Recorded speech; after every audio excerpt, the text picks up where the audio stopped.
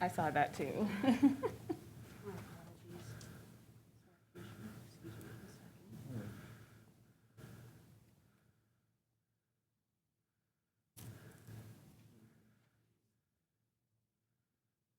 Are you sure you don't need this?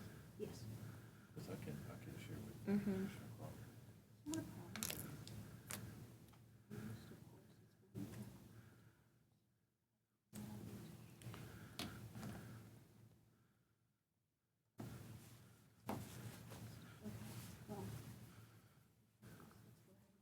You sure? Yeah, I think I can share with Commissioner Clark. Yeah. Seriously. We're good. I can share Are you with her. sure? Yeah, absolutely. If you need it. You might need it before I do.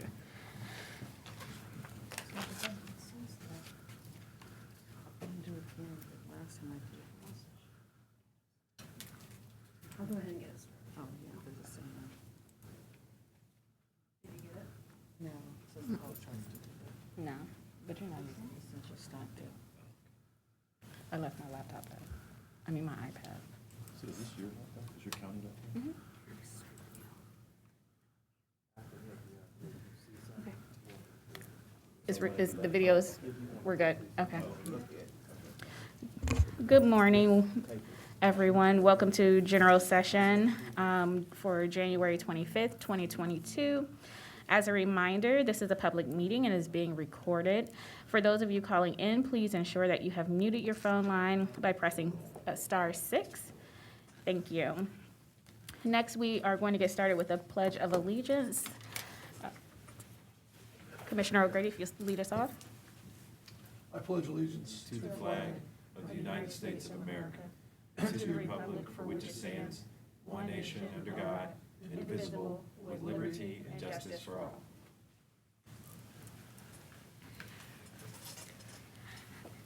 Thank you. If I can get approval of the minutes of the January 18th, 2022 general session and the January 20th, 2022 briefing session.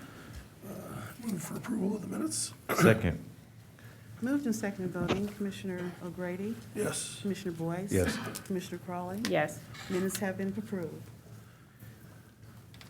Thank you. First up, we have the engineer. Resolution number 50-22, establishing, altering, and widening of Tribute Road, County Road number 27 at Maplewood Drive, Hague Avenue, County Road number 66, Franklin Township and Norwich Township, Franklin County, Ohio, declared necessary. Good morning, Commissioners. Good morning. My name is Cornell Robertson, Franklin County Engineer. This capital improvement project is in the northwest part of the county on the line between Franklin Township and Norwich Township at the intersection of Trayview Road, Hague Avenue, and Maple Way Drive. We would like to perform a feasibility study to investigate intersection improvement alternatives. This resolution is the first in a series of two to declare the project necessary. Happy to answer any questions you may have. If there are no comments or questions, I'll move approval of Resolution 5022. Second. Moved and seconded voting, Commissioner O'Grady, Yes. Commissioner Boyce. Yes. Commissioner Crawley. Yes. Resolution number 50-22 has been adopted. Resolution number 51-22, establishing, altering, and widening of Walnut Street, County Road number 19 at New Albany, Condot Road at State Route 605, Plain Township, Franklin County, Ohio, declared necessary. Commissioners, as stated, this capital improvement project is in the northeast part of the county in Plain Township at the offset intersections of Walnut Street at State Route 605, also known as New Albany Condot Road. It is a cooperative project among Franklin County, Plain Township, City of New Albany, and Ohio Department of Transportation. This resolution is the first in a series of two to declare the project necessary. Happy to answer any questions you may have. Hearing no comments or questions, I'll move approval of Resolution 5122. Second. Moved and seconded voting, Commissioner O'Grady. Yes. Commissioner Boyce. Yes. Commissioner Crawley. Yes. Resolution number 51-22 has been adopted. Resolution number 52-22, report third of the Franklin County Engineer establishing sums of compensation and damages for a portion of the owners of property abutting the Royal Road, County Road number 235 at London Groveport Road, State Route 317 Improvement Project, Madison Township, Franklin County, Ohio, in the amount of $6,953. This capital improvement project is in the southeast part of the county in Madison Township in the area of Rickenbacker. It is a cooperative project to build a roundabout with funding from Franklin County, City of Groveport, Ohio Department of Transportation, Ohio Public Works Commission, a private developer, and the Franklin County Transportation Improvement District. This resolution is the third report for right-of-way acquisition and includes one property with whom we were unable to reach an agreement.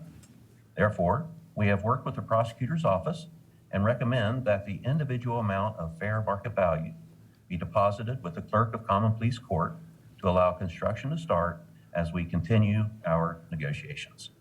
Pending any questions, I request your approval. If there are no comments or questions, I'll move approval of Resolution 5222. Second. Moved and second voting, Commissioner O'Grady, Yes. Commissioner Boyce. Yes. Commissioner Crawley. Yes. Resolution number 52-22 has been adopted. Resolution number 53-22, resolution awarding contract and approving contract bond to Stroza Road Company Incorporated for the Morris Road at Babbitt Road roundabout improvement in the amount of $3,890,522.16. This capital improvement project is in the northeast part of the county on the line between Jefferson Township and Plain Township at the intersection of Morris Road and Babbitt Road, utilizing federal safety funds through ODOT and funds from Ohio Public Works Commission. This resolution is a construction contract award with Stroza Paving to build a roundabout. We held a competitive bid on January 4th of 2022, had 7 bids, and Stroza Paving had the lowest and best bid. This is a federally funded project. Therefore, its DBE goal is 8%. I respectfully request your approval of this resolution. If there are no comments or questions, I'll move approval of Resolution 5322. Second. Moved and second voting, Commissioner O'Grady, Yes. Commissioner Boyce. Yes. Commissioner Crawley. Yes. Resolution number 53-22 has been adopted. Thank you all very much. Have a great day. Thank you. You You do too. the same. Next, we have prosecuting attorney. Resolution 54-22, resolution authorizing the supplemental appropriations and the addition of 2 full-time positions related to the acceptance of Conviction Integrity Unit grant. Good morning, Commissioners. Janine Hummer, First Assistant and Chief Counsel of the Civil Division Good morning. for Prosecutor Tyak's office. I'm very pleased to present this resolution before you to establish and accept the grant from the federal government in order for the prosecutor's office to move forward with the Conviction Integrity Unit. If you recall from briefing, this was a main initiative from Prosecutor Tyak's office. Prior to leaving the prosecutor's office, David Ingram, First Assistant and Chief Counsel of the Special Units, applied and was awarded a federal grant to establish this unit. The amount of the grant is $551,727,000. This will afford the prosecutor's office to engage and hire 1 attorney, 1 support staff, as well as entail us to allow for testing and other scientific evidence that may be used to determine whether or not a person can establish actual innocence. It's very important to understand that this is separate from the appeal process that an individual may go through when they're convicted in a trial. There is establishment of actual innocence. There were a couple questions that were raised at the briefing that I think are important for the public to hear, and I'll answer those again. So how do these cases come forward? Well, they can come forward from the actual person who reaches out to the Conviction Integrity Unit. It can come forward through legal counsel or through an entity that specializes in this work, like the Innocence Project. It is also important to understand, again, that you are determining by a standard of law actual innocence. The other question that was raised or addressed at briefing was, how did we determine how this unit would look? We looked at model CIU units throughout the country. There are those that we believe were the best examples of CIU units, and we modeled this one. Finally, it's also important to know that even though we are intending to establish a review board for these cases, if it's determined by Prosecutor Tyack that actual innocence has been established through a scientific, reliable piece of evidence, he has the authority to move forward in the court system to have that matter addressed in court without going through the review board system, allowing justice to occur quicker and faster. If you have any questions, I'm here to answer those, but we'd ask for approval of this resolution. I want to make a comment. I don't have questions, Madam. Go ahead. Thank you.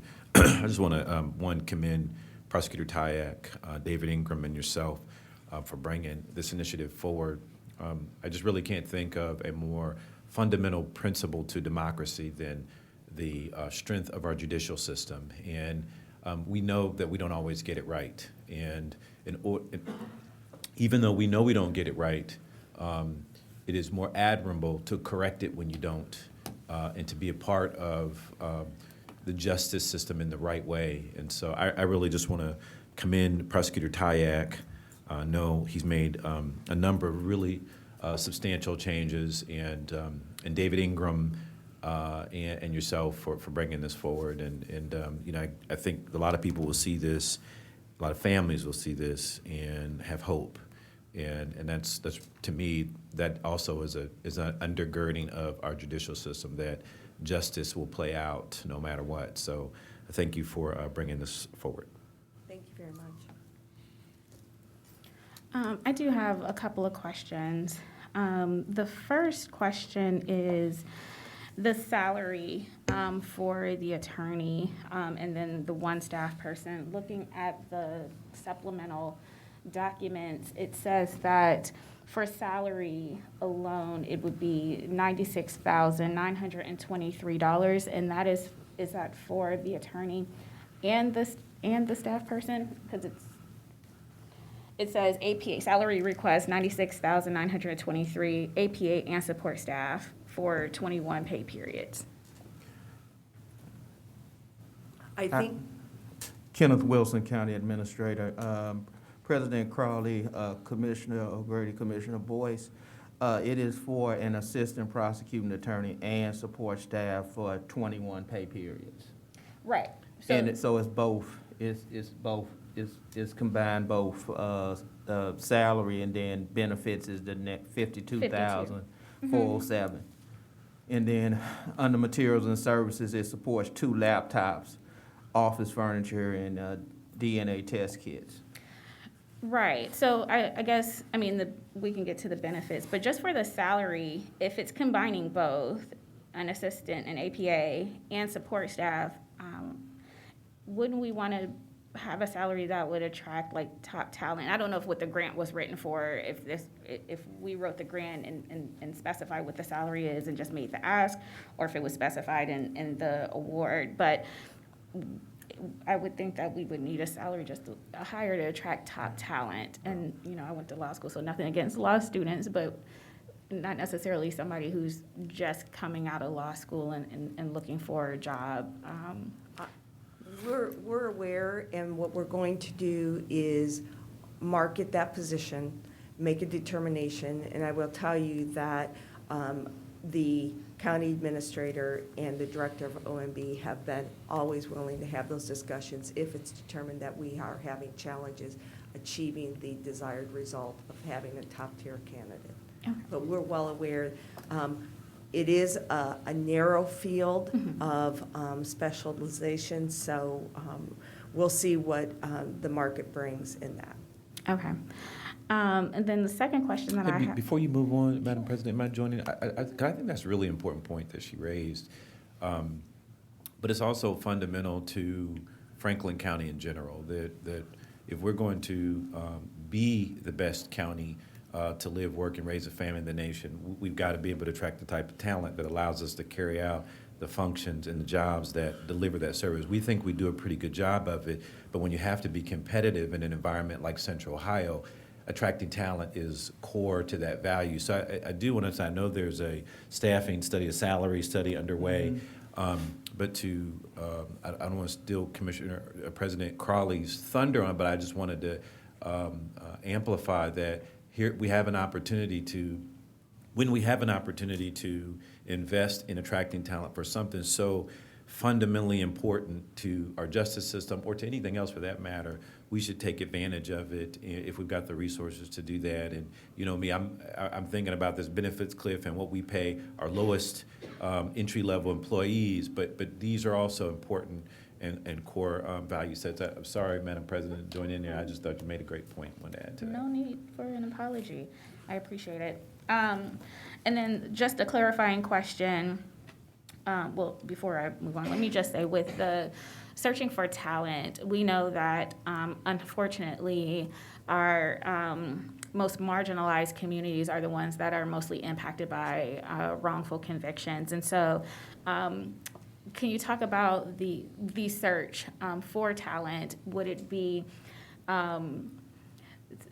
just staff, human resources, or would there be kind of like someone who may have been impacted by a wrongful conviction? Can you just talk about how, you know? So the prosecutor's office does have an HR department, so they will be charged with the responsibility of putting together the initial posting for this, and we will most likely be posting in all the necessary legal journals like the OBAR and other documents that allow for this position to be advertised in a manner to achieve.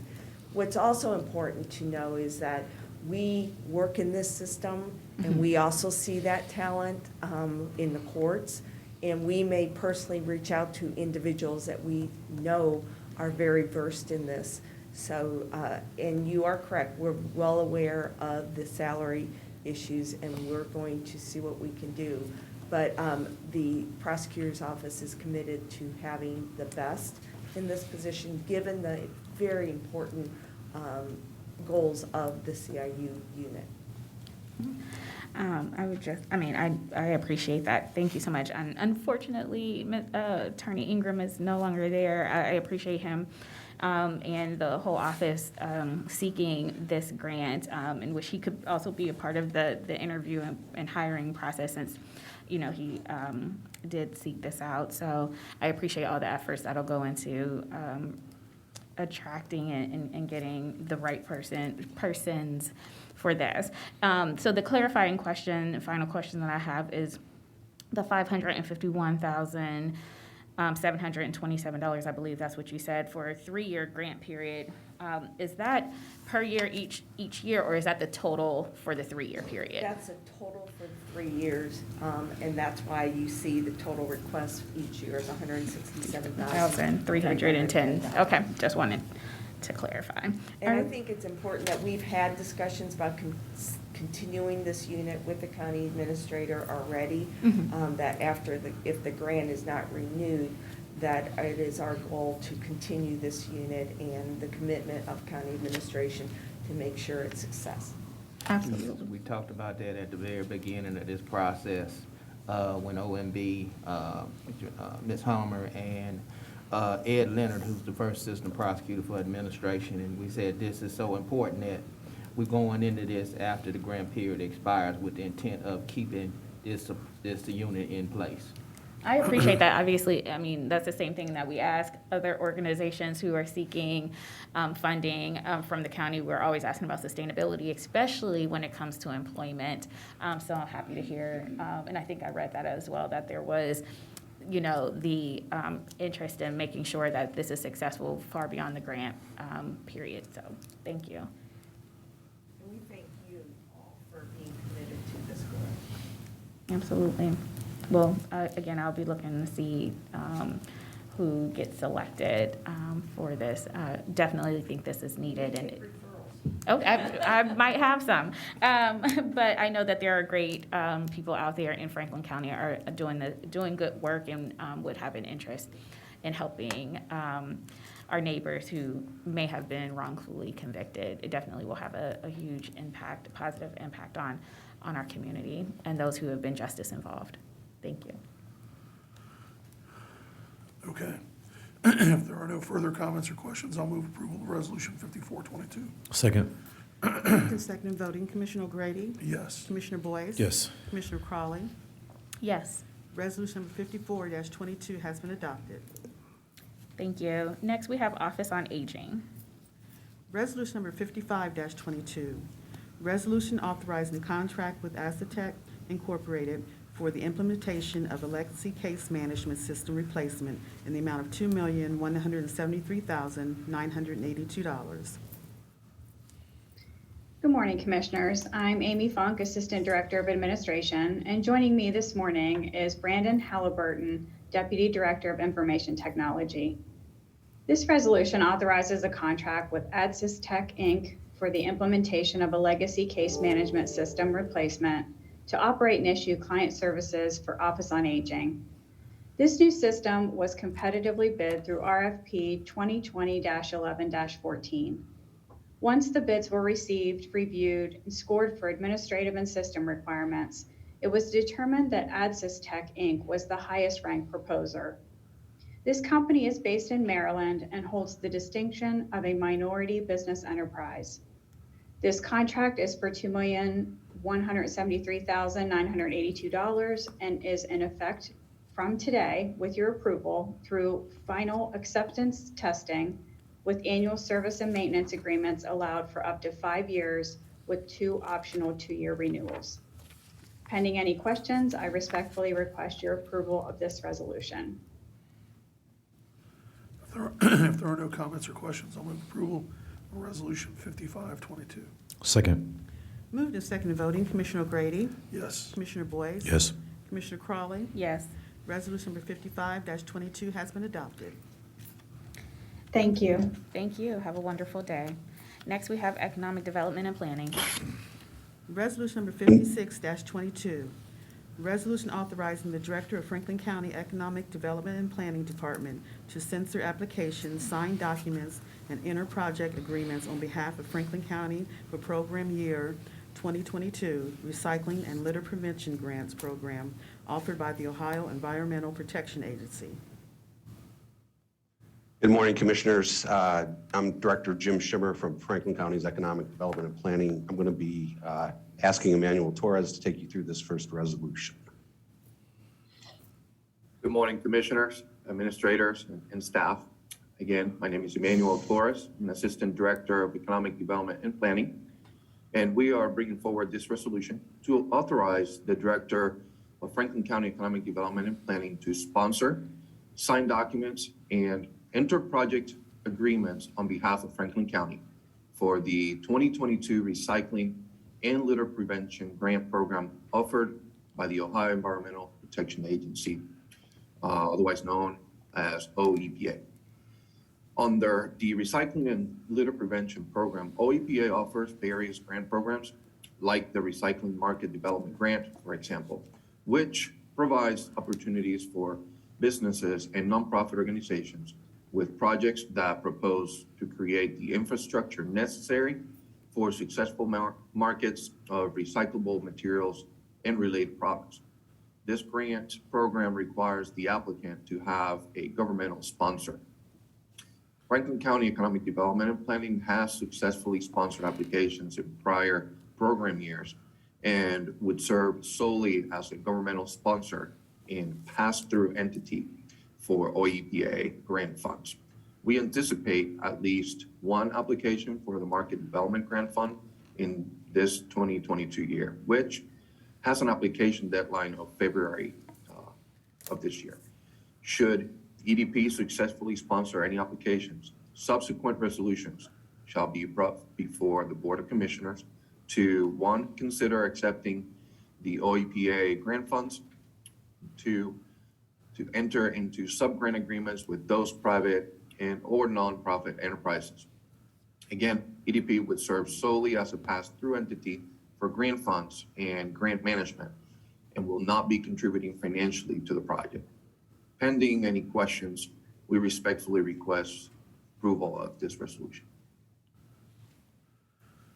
If there are no comments or questions, I'll move approval of Resolution 5622. Second.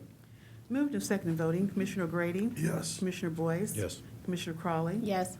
Resolution number 56-22 has been adopted. Resolution number 57-22, resolution approving a development partner agreement with Thrive Companies and Half-Baked Holdings LLC for the purposes of the Ohio Department Development Brownfield Redevelopment Program and authorizing the submission of that agreement in support of Thrive Companies and Half-Baked Holdings LLC's Brownfield Redevelopment Program grant applications. Commissioners, under House Bill 110, which was passed June 30th of this year by the state legislature, two major funding sources were opened up for these programs: the Brownfield Remediation Program, the Brownfield Demolition and Site Revitalization Program were both approved. The Brownfield Remediation Program is the focus of this resolution this morning. Under this program, $350 million have been allocated to remediate brownfield conditions statewide, and another $1 million will be allocated specifically for each one of Ohio's 88 counties. For a profit organization to be eligible for funds, they will first have to enter into an agreement with Franklin County to work in conjunction on the property for the purposes of the program. This is the purpose of the resolution I'm presenting this morning. We're pleased to tell you that two developers have stepped forward, Half-Baked Holdings and Thrive Companies, which is a subsidiary of Wagenbrenner Companies. Both have signed developer partner agreements, which will allow them to submit applications to the Ohio Department of Development for funding under the Brownfield Remediation Program. ODOD will then review the applications and make their funding decisions. The deadline is January 31st. Half-Baked Holdings proposes a brownfield remediation that will transfer the former Kroger Bakery Complex located at 457 Cleveland Avenue and the historic Ford Motor Company branch assembly plant. Both buildings will be retained and rehabilitated. 3 new buildings will be constructed on site. A total of 364 new apartments will be created along with new commercial space and an interior parking structure. The proposed project will introduce new mixed-use community to a vacant brownfield site, create jobs for Franklin County residents while preserving the historic buildings as part of Franklin County's industrial heritage. The Thrive Companies project is proposing a brownfield remediation of the Buckeye Auto Parts property, which is located at 2474 McKinley Avenue along the Scioto River on 50 acres of land.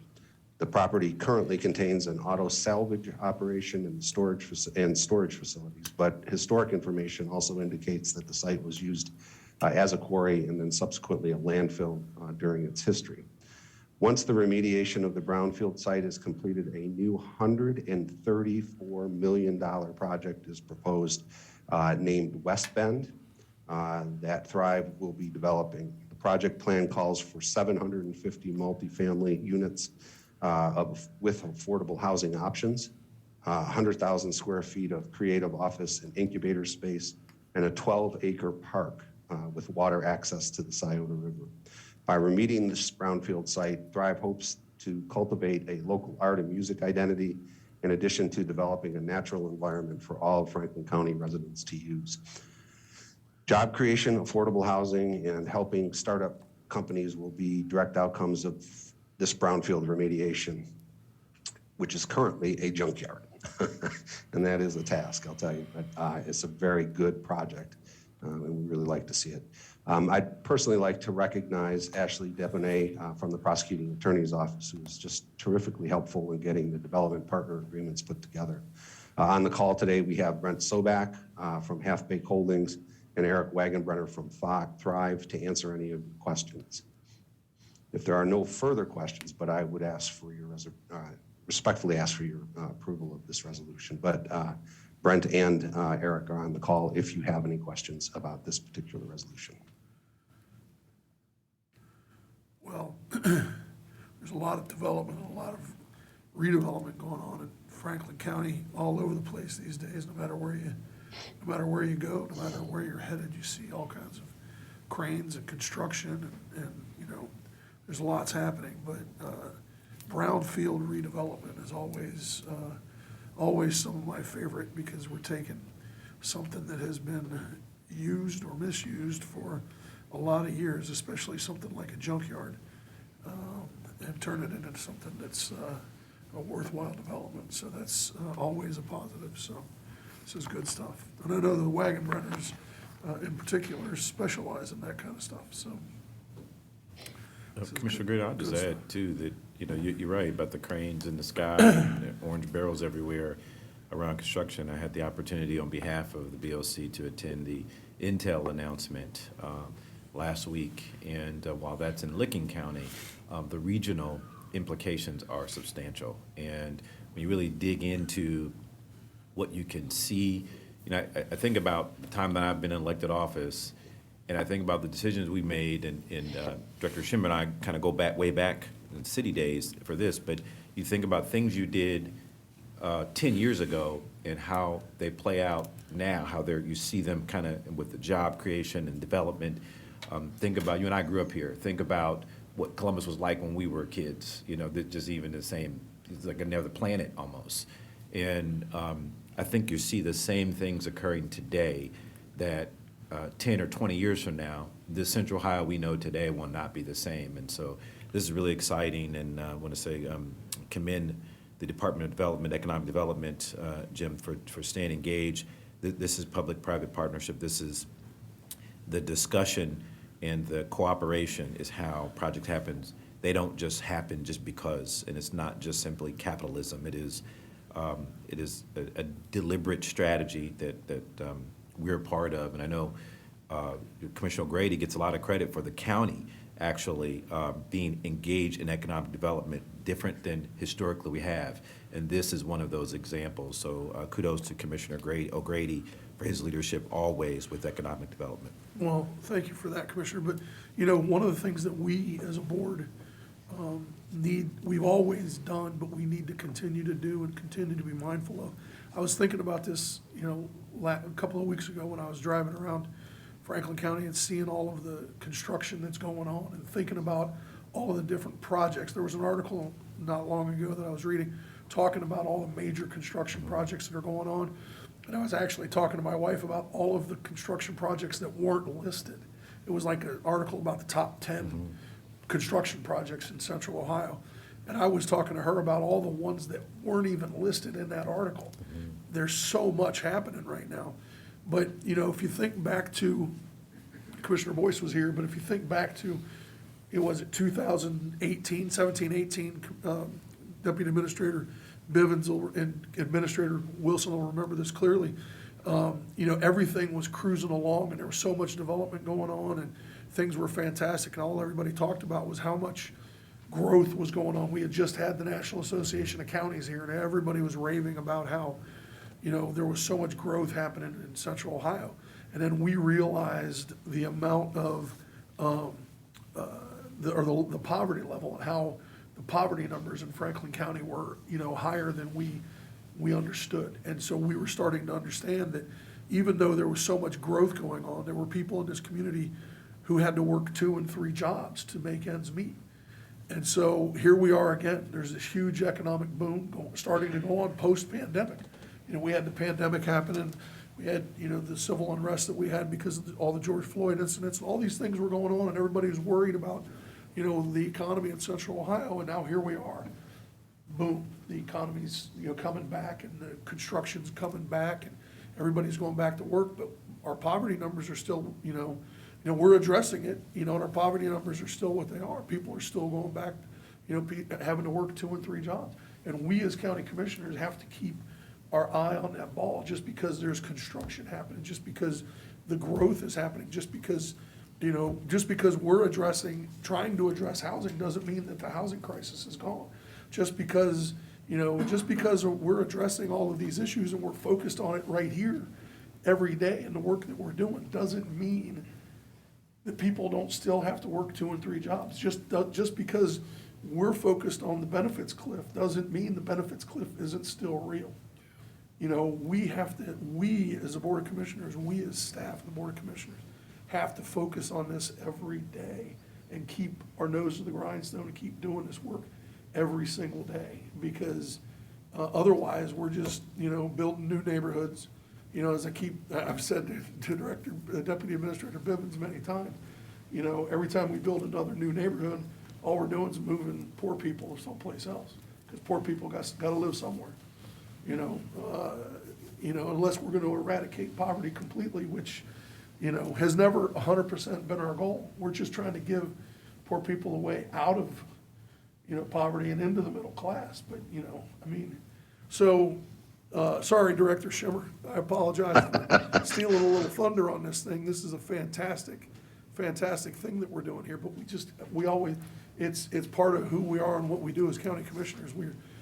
I came here, and this, Jim, as well as anybody, and so does Administrator Wilson, but I came here 13+ years ago talking about economic development, like Commissioner Boyce says.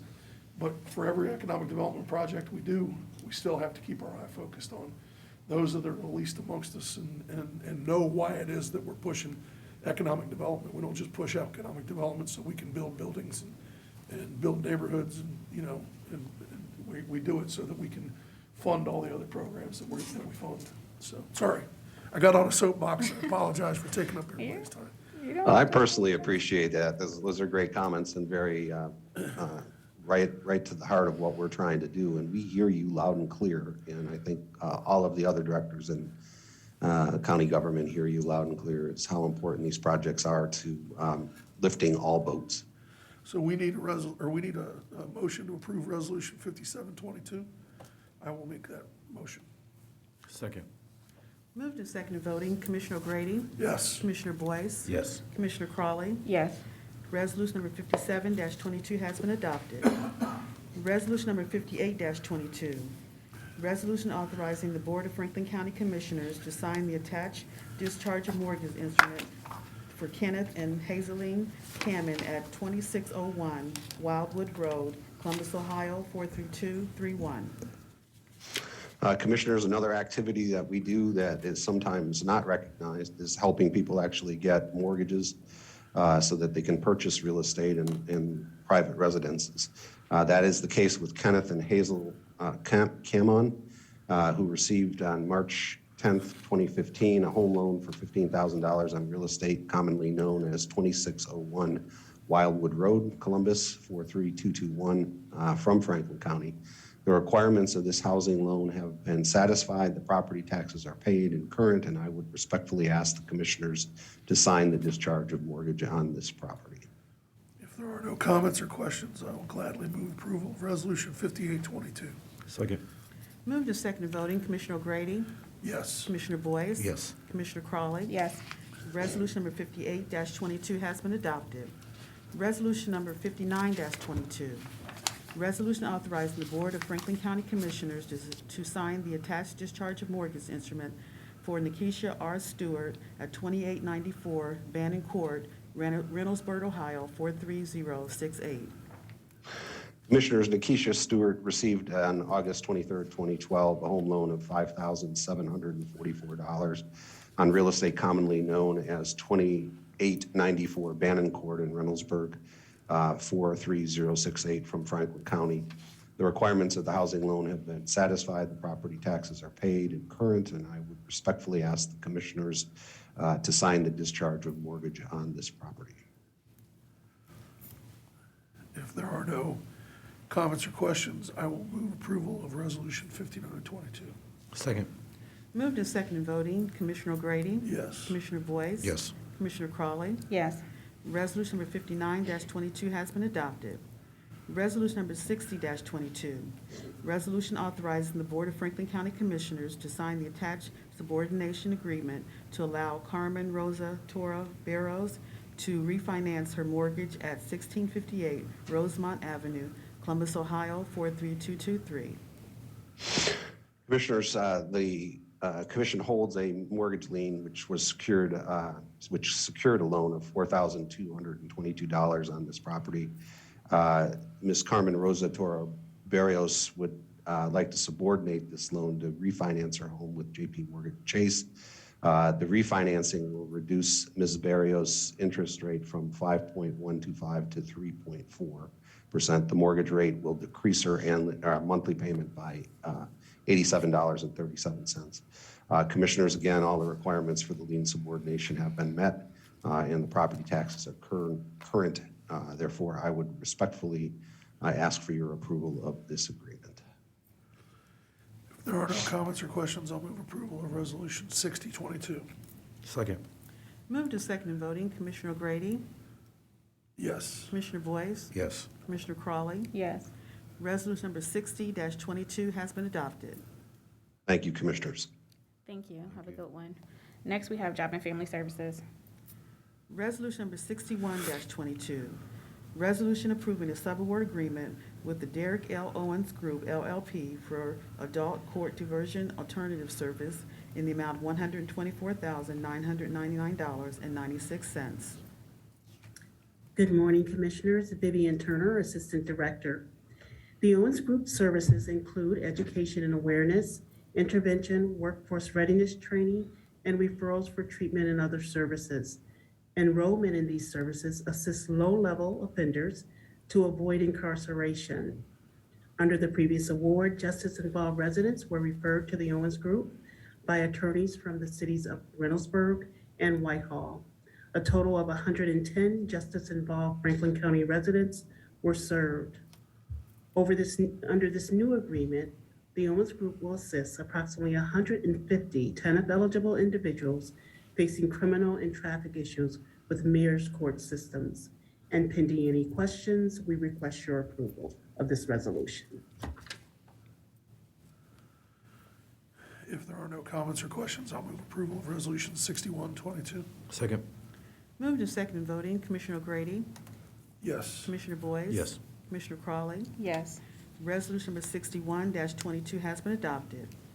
Resolution number 62-22, resolution approving the subaward agreements I Know I Can and the Educational Service Center of Central Ohio for Youth Career Development and Practitioner Training Services in the amount of $875,083.80. Commissioners, I Know I Can College and Career Advising Expansion Model places full-time college and career experts in high schools with the goal of ensuring every student is prepared and has the ability to enroll in college or enter a career after graduating. Under the last agreement, I Know I Can provided college and career advising to more than 3,400 students at Central Crossings, Franklin Heights in Grove City, Westland, and Whitehall Yearlings High Schools. Under this new agreement, I Know I Can will provide college and career readiness for approximately 5,800 high school students at those schools. The Partnership for Success Collaborative supports after-school and summer camp youth providers to incorporate social emotional learning and early warning indicator data to make strategic decisions for programs and support individual youth development. The Family and Children's First Council will continue to be the managing partner for Partnership for Success to support youth-serving professionals from more than 50 agencies throughout Franklin County, including the 21 funded after-school and summer camp providers. And pending any questions, we request your approval of this resolution. If there are, excuse me, if there are no comments or questions, I will move approval of Resolution 6222. Second. Moved and seconded voting, Commissioner O'Grady, Yes. Commissioner Crawley. Yes. Commissioner Boyce. Abstain. Resolution number 622-22 has been adopted with Commissioner Boyce abstaining. Resolution number 63-22, resolution approving a subaward agreement with the City of Columbus Public Health for the Celebrate One Infant Mortality Intervention, Education, and Outreach Strategies in the amount of $717,414.91. Commissioners, we are pleased to present the Celebrate One of the City of Columbus and Franklin County's collective impact initiative to reduce the high infant mortality rate. Their vision is for every infant in Franklin County regardless of the zip code or family income, to celebrate his or her first birthday. Their efforts have reduced infant deaths in priority areas across the county from 9.6 to 6.9 deaths per 1,000 live births over the past 10 years. However, the pandemic has exacerbated many of the factors that have been driving the rate down. Under this award, messaging and communication will be expanded to support behavioral change on topics such as prenatal care, prematurity awareness, substance use and abuse, as well as sudden infant death syndrome. This year's Celebrate One also plans to widen this outreach to distribute over 670 survival kits to equip parents and caregivers with everything needed to practice safe sleep and train 1,000 residents to serve as safe sleep ambassadors. Additionally, Celebrate One will continue to sponsor the Teen Reproductive Health Education Program, which provides health education to middle school students throughout Columbus City Schools. This resolution also supports goal number 8 of your Rise Together blueprint. And pending any questions, we request your approval of this resolution. Excuse me, if there are no comments or questions, I'll move approval of Resolution 6322. Second. Moved and second voting, Commissioner Grady, Yes. Commissioner Boyce. Yes. Commissioner Crawley. Yes. Resolution number 63-22 has been adopted.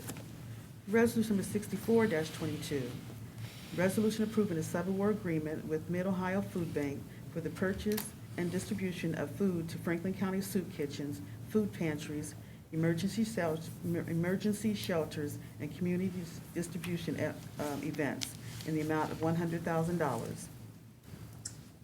The Mid-Ohio Food Bank has seen a significant increase in the number of families entering the emergency feeding system for the first time since the start of the pandemic.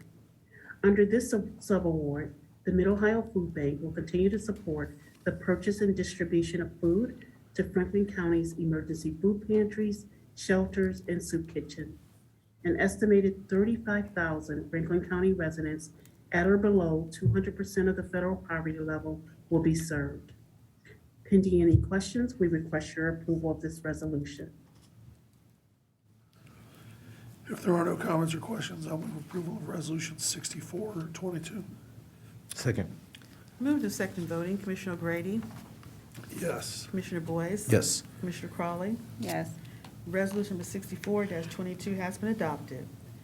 Resolution number 65-22, resolution approving a sub-award agreement with the Columbus Urban League for the Journey to Wealth program in the amount of $150,000. Commissioners, we have long supported the Urban League's 700 credit score initiative. Research suggests that financial challenges and opportunities are influenced by psychological as well as behavioral. In an effort to address both of these key factors, the Columbus Urban League has launched the new Journey to Wealth program, which seeks to address this challenge by offering financial education services that foster the value of financial worth, wellness, and wealth. It seeks to not just improve credit scores, but to sustain economic mobility. Through the Journey to Wealth program, CUL plans to support 100 Franklin County residents who are at or below the poverty level, as well as those who are employed by providing financial planning, credit counseling, debt management, and financially centered cognitive behavioral coaching. The resolution aligns with goal number 9 of your Rise Together blueprint. And pending any questions, we request your approval of this resolution. If there are no comments or questions, I'll move approval of Resolution 6522. Just give me 1 second. Checking one thing quick.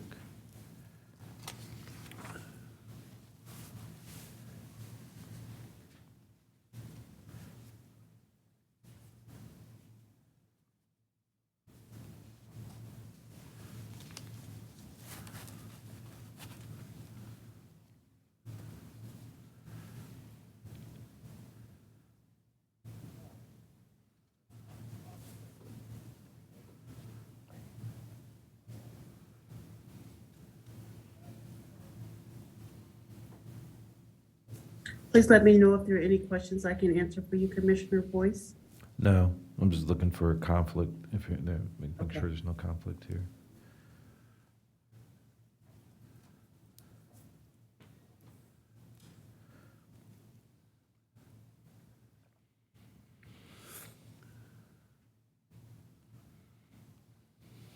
It's a lot of paperwork with this thing. Oh, no, here we go.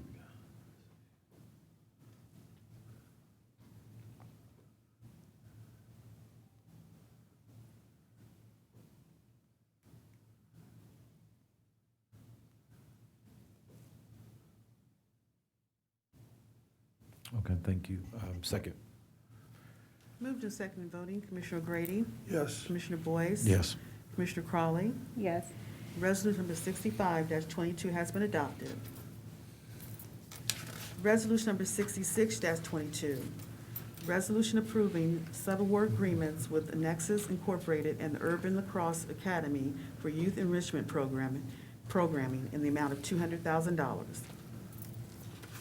Commissioners, the Urban Lacrosse Academy will provide 5 weeks of sports enrichment programming during the academic year and over the summer months, where they teach the fundamentals of lacrosse while developing skills such as goal setting, overcoming challenges, and managing emotions. The enrichment and physical activities offered through the ULA program support Franklin County's funded after-school and summer camp programs. During the last award period, the Urban Lacrosse Program coordinated program services with area nonprofits and offered after-school and summer camp programming, including, or I should say, after-school programming for the Ohio Hispanic Coalition, Lead the Way Learning Academy, Ethiopian Tewaho Social Services, and the St. Stephen's Community House, with over 500 youth participating in the academy. This year, they will serve an estimated 350 TANF eligible youth in grades 3rd to 6th over the school year and during the summer months. The technology-based tool operates as a resource for youth and seeks to enhance their employability skills or to find employment. Payroll allows youth on the platform to complete training, track progress, and earn industry-recognized certifications, in addition to enhancing workplace skills like critical thinking and problem solving. It also helps to increase exposure to local in-demand jobs, understand the importance of developing and maintaining a professional online presence, and continuing their career and professional development at their own pace. The payroll platform will help approximately 100 Achieve More and Prosper participants identify employment and training opportunities in high-growth industries. Pending any questions, we request your approval of this resolution. If there are no comments or questions, I'll move approval of Resolution 6622. Second. Moved and seconded voting, Commissioner O'Grady, Yes. Commissioner Boyce, Yes. Commissioner Crawley. Yes. Resolution number 66-22 has been adopted. Resolution number 67-22, resolution approving a COVID-19 recovery grant with BESA Community Incorporated for volunteer event coordination to support distressed Franklin County neighborhoods in the amount of $249,999.33. Commissioners, BESA Community, Inc. is a Columbus nonprofit organization whose mission is to inspire volunteer service and transform civic engagement by bringing the community together in meaningful, impactful ways.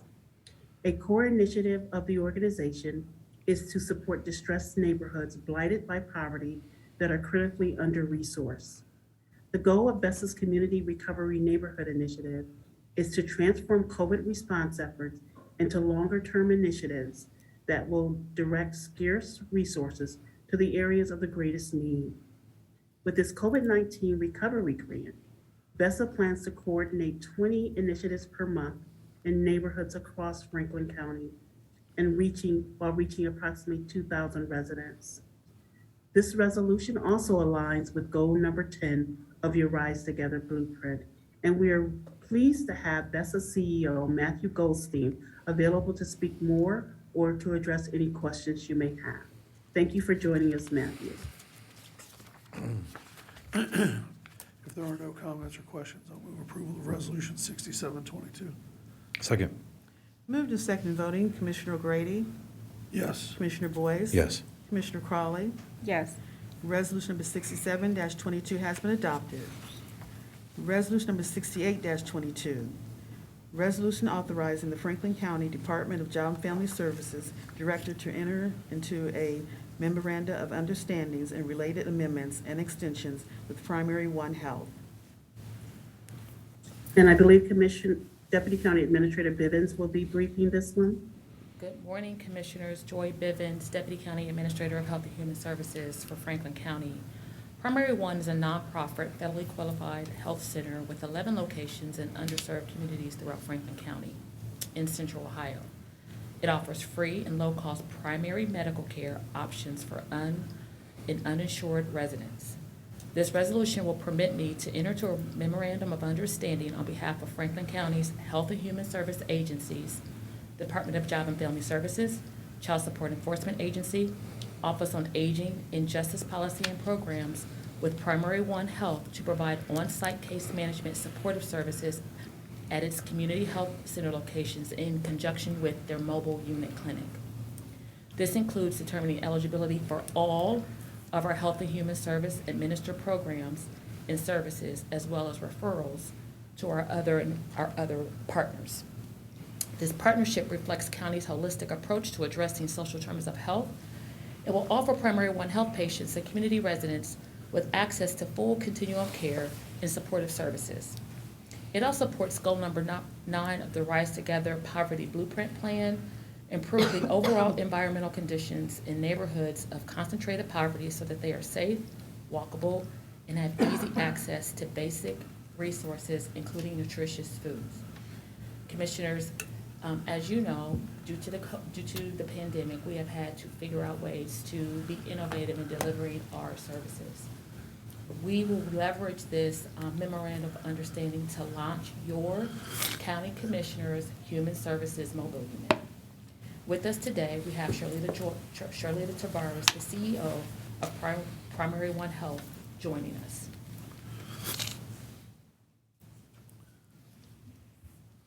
Thank you very much, Deputy Administrator Bivens, and to President Crawley and the members of the Franklin County Commission for giving us the opportunity to share some remarks on this resolution. First, I want to thank you for your commitment and leadership in addressing systemic poverty in our community.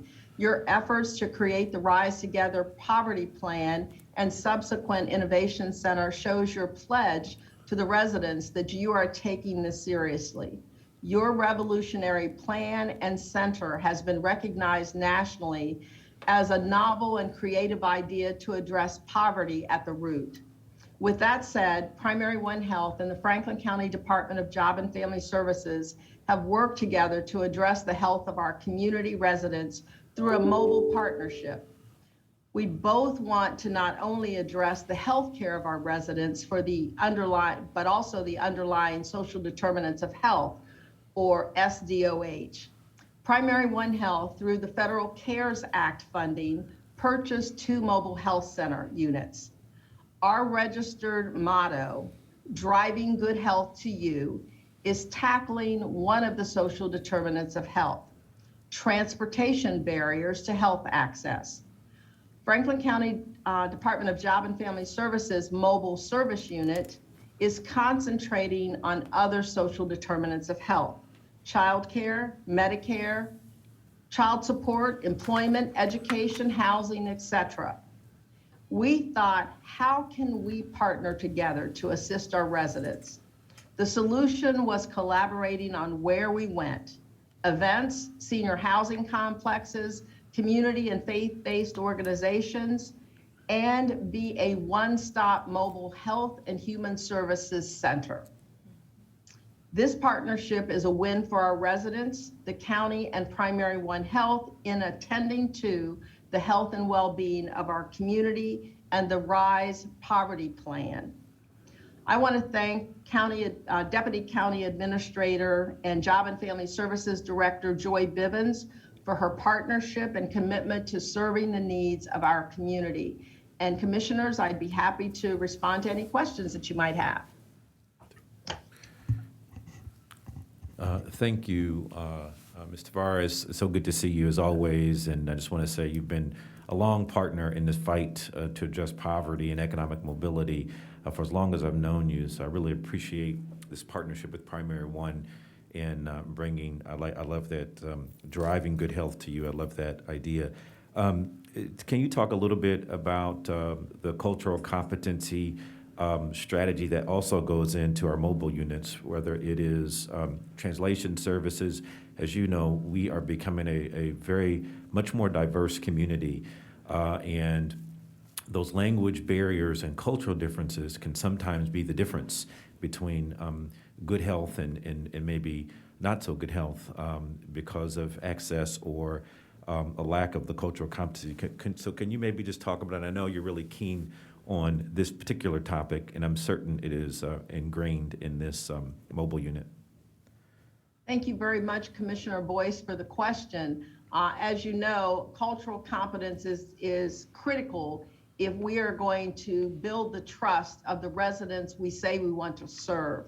And so language assistance, whether it's translation or interpretation services, or using technology with systems of translation and interpretation is critical as well. We have both hired individuals through the Ohio Hispanic Coalition and other language service organizations to provide promotores and other direct service individuals to help at our health centers, and certainly will help with our mobile health units. But we also have the technology that we're using to provide that interface between the patient, who may have a different language or culture, and or the practitioner. And then finally, we pride ourselves in bringing people from various races, ethnicities, and cultures into our organization, because we know that we have to mirror the communities that we serve. So that is one of the strategies as well, hiring as many people from the communities from which we serve, so that they not only have the language skills, but they also have the cultural background to understand the patients coming into a mobile unit or coming into a health center. Thank you so much. You're welcome. I have a question. Good to see you, Senator Tavares. And I just want to echo Commissioner Boyce's point that as long as I've known you, you have been dedicated and committed to health equity and making sure that our whole community can thrive. And so just always appreciate your service and commitment to our community. And maybe this is a DCA Bivens question for clarification. Is it our mobile units that will be going to the Primary One sites, or will it be our case managers going to the going out to Primary One mobile sites? So Commissioners, you all have a mobile unit. Right. That we are still framing up the marketing language. It will be the Franklin County Commissioners Human Services mobile unit, where we will be placing universally cross-trained staff via stabilization unit, because they are the ones that have been cross-trained, in addition to all Job and Family Services, Office on Aging, Child Support Enforcement. So they will be housed on that mobile unit. Right. Going out with Primary One, because what we identify is we're servicing the same families. Right. Okay. So I was just trying to get clarification if it was the Franklin County mobile units or if it was Primary One. I thought you all had mobile units too, and we were having our staff support their mobile units. Okay. So since it's ours, when it comes to marketing, because I also know that we have been trying to work with other organizations and agencies that where we see overlap too with the population that we're serving.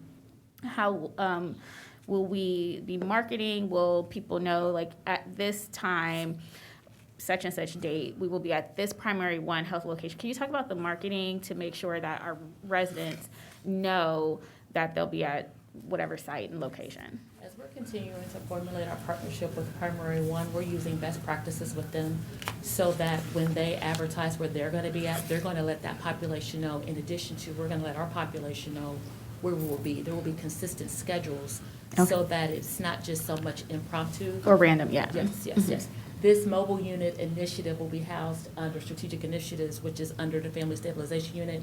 Lynette Bennett is here. She is going to be working with the team, the administrative team, in ensuring that that marketing, as I just stated, the community knows ahead of time, and we're going to be implementing best practices for the community to know how to access those services, because what we don't want to do is we want to adhere to COVID rules. Our mobile unit is not as large as Primary One's mobile unit. We're hoping to work with county administration and you all as well to get a couple more mobile units so we can put them on the street. Let's do it. I just thought I'd throw that in All there. in. I know what you were doing. I saw what you, I Hope I see, still be here by 5 o'clock. I see what you did there. All in, let's do it. Right. I heard my third ear picked up too. I was like, I see what you did there. Deputy Administrator Bivens. Hey, just for the record, I'm for 3. I'm for 3 of those bad boys. Alrighty.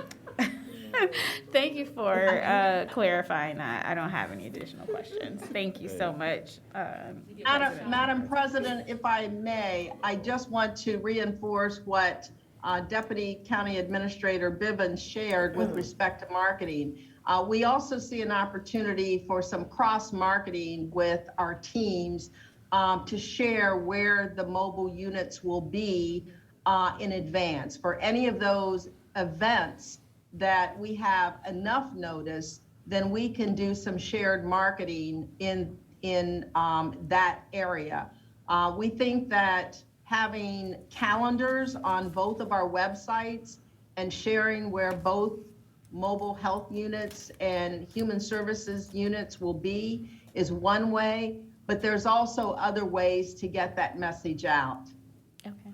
And President Crowley, when we get to the point where we're actually ready to launch our official launch date with Primary One, we're also working on the idea of putting the mobile unit downtown here in the complex. There's some permit things that we have to do. Right. So this team is collectively, this is a portion of the cross team that's digitally trying to get that done.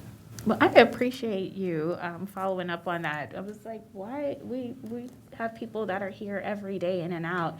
And I know that the likelihood of the people that are in our buildings may or may not be clients, but may need support. So I appreciate you, following up on that. Thank you so much. I don't have anything else. Motion. Should I get a motion? Oh, I'm sorry. I will move approval. If there's no more comments or questions, I'll move approval of Resolution 6822. Second. Moved and second voting, Commissioner O'Grady, Yes. Commissioner Boyce. Yes. Commissioner Crawley. Yes. Resolution number 68-22 has been adopted. And before I leave the diocese, I just want to make sure that I appreciate my boss, Mr. Kenneth Wilson, for allowing me to do this and shoot my shot today. President Crawley, Commissioner Boyce, Commissioner O'Grady, I appreciate Deputy Administrator Bivens for her ambition and the always aspirational attitude towards serving every resident every day. And putting us on the spot. Thank you. Thank you. Thank you. Have a wonderful day.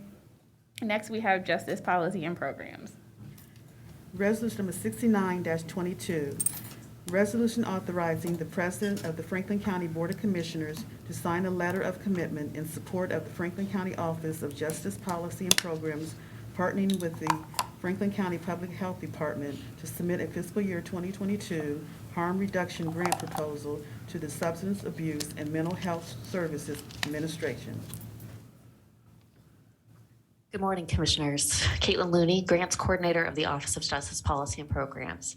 This resolution is requesting authorization for Board President Crawley to sign a letter of commitment in support of OJPP, partnering with Franklin County Public Health to submit a fiscal year 22 harm reduction grant proposal to SAMHSA.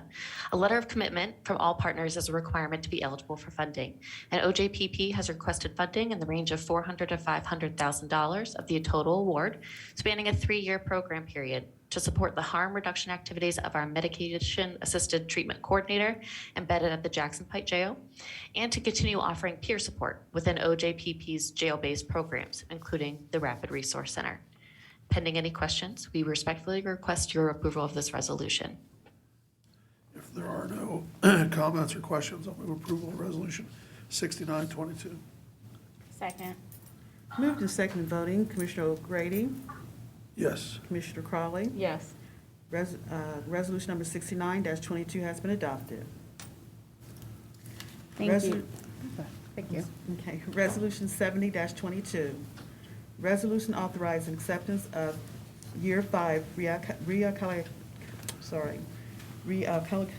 funds for Franklin County Public Health for harm reduction and overdose prevention related activities in the amount of $2,962.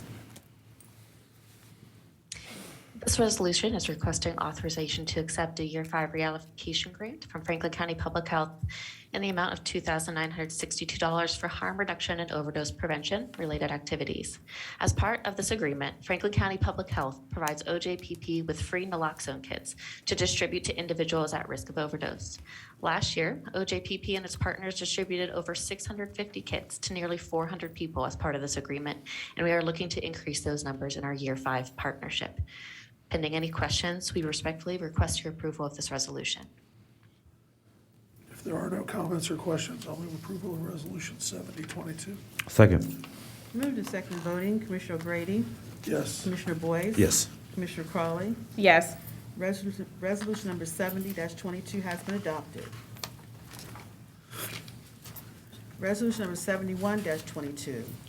Resolution authorizing receipt of the fiscal year 2021 Comprehensive Opioid Stimulant and Substance Abuse Grant Program Planning and Implementation Subgrants for the Safe Station 2.0 project for the Ohio Office of Criminal Justice Services, and the authorization of the President of the Board of Commissioners to sign all acceptance documents and waivers related to the grant program in the amount of $891,108.88. Commissioners, this resolution is requesting authorization to accept the fiscal year 21 COSAP Planning and Implementation Subgrants from the Ohio Office of Criminal Justice Services for OJPP's Safe Station 2.0 project. This project will evolve the successful Safe Station program that connected over 1,200 people to treatment through a partnership between the Board of Commissioners and the City of Whitehall. Safe Station 2.0 will innovate the model and move it from the firehouse to a standalone building staffed by a multidisciplinary team responsible for walk-in substance use screening and treatment linkage, direct transport to treatment, basic wound care, overdose prevention education and distribution of naloxone, and brief case management with support services to eliminate barriers to treatment access and recovery. This resolution requests authorization for Board President Crawley to sign all acceptance documents and waivers related to the grant program, and that a supplemental appropriation be authorized for OJPP from the unappropriated cash balance due to not receiving the award documents until after our budget was due. Pending any questions, I respectfully request your approval of this resolution. Well, if there are no comments or questions, then I will move approval of Resolution 7122. Second. Moved and seconded voting, Commissioner O'Grady, Yes. Commissioner Boyce. Yes. Commissioner Crawley. Yes. Resolution number 71-22 has been adopted. Thank you, Commissioners. Thank you. Thank you. Next, we have purchasing. Resolution number 72-22. Resolution approving purchases for various Franklin County agencies in the amount of $23,710,341.38. Good morning, Commissioners. Megan Perry-Valinier, Director of Purchasing. This resolution before you requests your approval of 232 purchase orders for which the county auditor has pre-certified available funding. Pending any questions, I respectfully request your approval of this resolution. Motion. If there are no comments or questions, I'll move approval of Resolution 7222. Second. Moved and seconded voting, Commissioner O'Grady, Yes. Commissioner Crawley, Yes. Commissioner Boyce. Abstain. Resolution number 72-22 has been adopted with Commissioner Boyce abstaining. Thank you. Thank you, Commissioners. Absolutely. Have a wonderful day. Next, we have the Board of Commissioners. Resolution number 73-22, resolution reconciling 2022 non-general fund appropriation to align with the amended certificate of estimated resources. Good morning, Commissioners. Zach Talerick with the Office of Management and Budget. Section 5705.36 of the revised code requires a review of appropriations with the actual balances that begin at the start of the year. Based on this review, there are 3 funds that require adjustments. 1 fund requires a reduction in appropriations, while 2 have revenue adjustments for the certificate of estimated resources. In addition, this resolution includes supplemental appropriations across 14 different funds that are required due to expenditures that were originally required or anticipated for 2021 that have carried forward into 2022. Pending any questions, would ask for your approval of this resolution. If there are no comments or questions, I'll move approval of Resolution 7322. Second. Moved and seconded voting. Commissioner O'Grady? Yes. Commissioner Boyce? Yes. Commissioner Crawley? Yes. Resolution number 73-22 has been adopted. Thank you, Commissioner. Thank you. Clerk, are there any generalizations? No, not today. Thank you. Are there any members of the media who would like to ask questions? All right, hearing none. If there are no additional business to come before the board, we are done for the day. Adjourned. Thank you.